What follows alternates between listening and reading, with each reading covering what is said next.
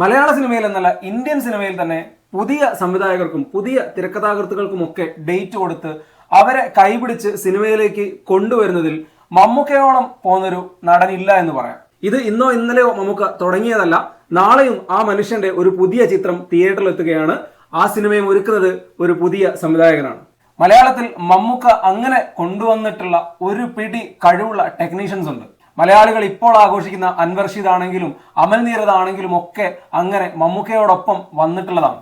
Mammukka correct ടൈമിന് അവർക്കൊരു കൈ കൊടുത്തത് കൊണ്ട് മാത്രമാണ് മലയാളികൾ ഇന്ന് ഏറെ ആഘോഷിക്കുന്ന സംവിധായകരായൊക്കെ അവർ മാറിയത്. മമ്മൂക്ക കൊണ്ടുവന്നവരുടെ പേരുകൾ ഒരു അൻവർ റഷീദിലോ അതല്ലെങ്കിൽ ഒരു അമൽ നീരദിലോ അവസാനിക്കുന്നില്ല എന്നതാണ് സത്യം.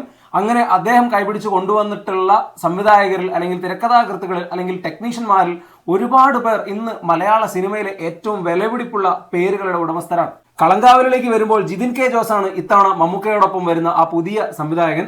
അദ്ദേഹം മുൻപ് കുറുപ്പിന്റെ കഥ എഴുതിയിരുന്നു.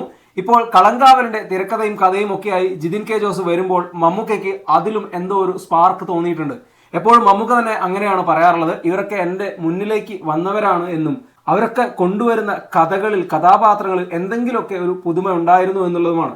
ഇവിടെ ജിതിൻ കെ ജോസിന്റെ അടുത്തേക്ക് വന്നാലും മമ്മൂക്കയെ സംബന്ധിച്ച് അദ്ദേഹത്തിന് പെർഫോം ചെയ്യാനോ അല്ലെങ്കിൽ അദ്ദേഹത്തിന് കണക്ട് ചെയ്യാനോ പറ്റുന്ന എന്തോ ഒന്ന് ആ കഥയിലുണ്ട്. കളങ്കാവലിനെ സംബന്ധിച്ച് അതിന് ഏറ്റവും ഹൈപ്പ് തരുന്നത് അതിന്റെ ബഡ്ജറ്റോ അതിലെ കാസ്റ്റിങ്ങോ അല്ലെങ്കിൽ മറ്റെന്തെങ്കിലും കാര്യങ്ങളോ അല്ല, ആ സിനിമയിലെ മമ്മൂക്കയുടെ കഥാപാത്രമാണ്. സിനിമയിൽ മമ്മൂക്ക ചെയ്യുന്നത് പ്രതിനായക വേഷമാണെങ്കിലും ഇന്ന് ആലോചിക്കുമ്പോൾ ആ സിനിമയുടെ ഏറ്റവും വലിയ സെല്ലിംഗ് പോയിന്റ് തന്നെ മമ്മൂക്കയുടെ ആ കഥാപാത്രമാണ്.